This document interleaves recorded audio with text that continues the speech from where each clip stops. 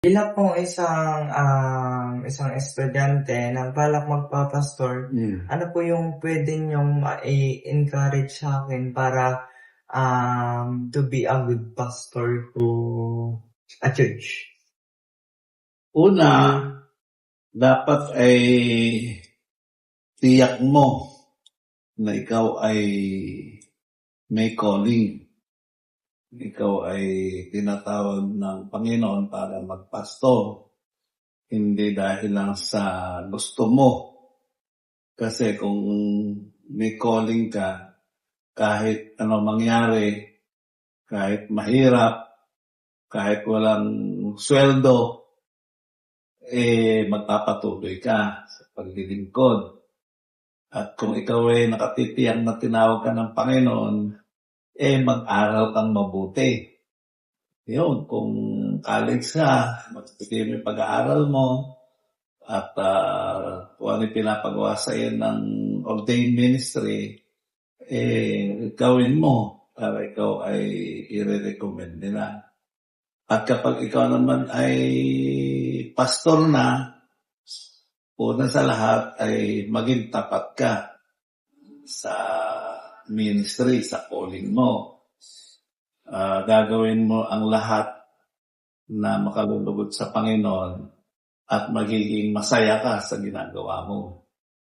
Yung faithfulness ay kailangan yun.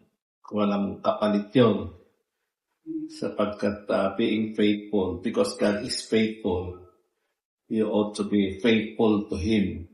Kung tinawag ka para magampanan mo ang lahat na maayos. Yun. Yeah. Ano po yung problema yung ngayon at paano niyo po ito nasolusyonan? Ngayon, wala talaga akong problema. Huwag mo akong bigyan ng problema.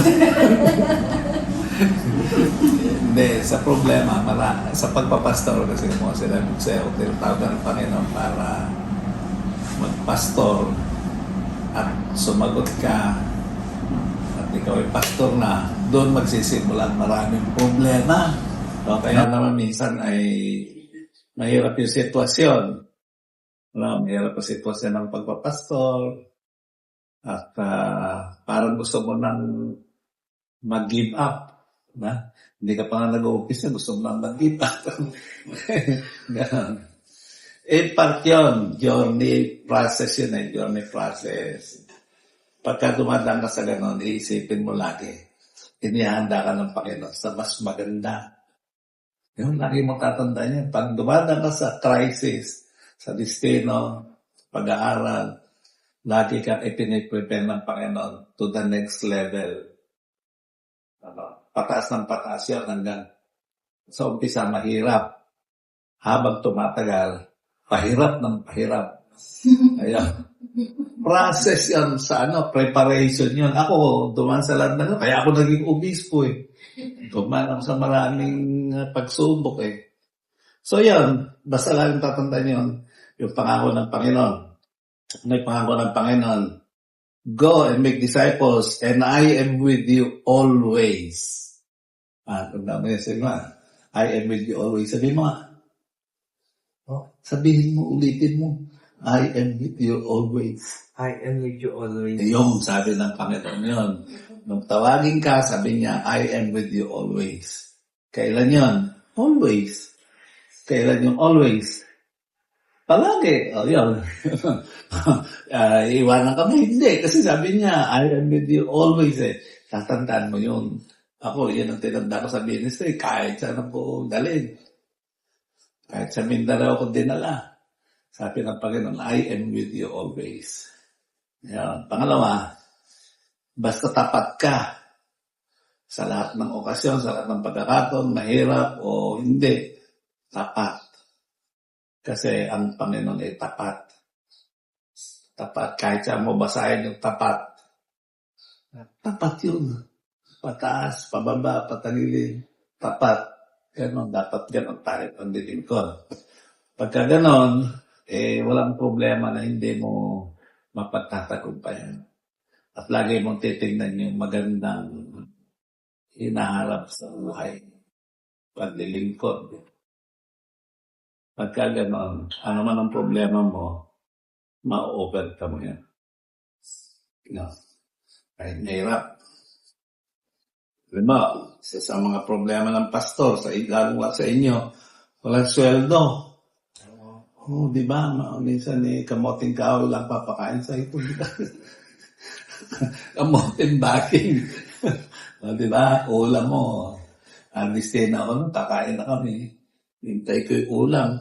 Mangga yung nakahain, may kanin. Ang ulam pala namin, mangga.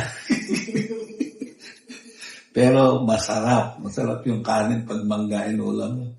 Pag pastor ka na. So, tatanda mo yan. Kahit walang sweldo, kahit maliit ang sweldo, God will provide. Sabi mo, God will provide. God will provide. Yung, katanda mo yun. Hindi magkukulang ang Panginoon. Hindi siya magkukulang. Kakain at kakain ka.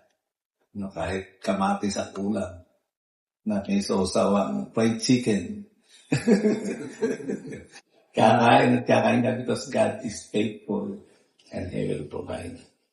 Marami ang problema na pinagdaan sa pagpapastor. Pero hindi naman nagpabaya ang Panginoon. Hindi nagpabaya. Tapat siya. At maging tapat ka lamang.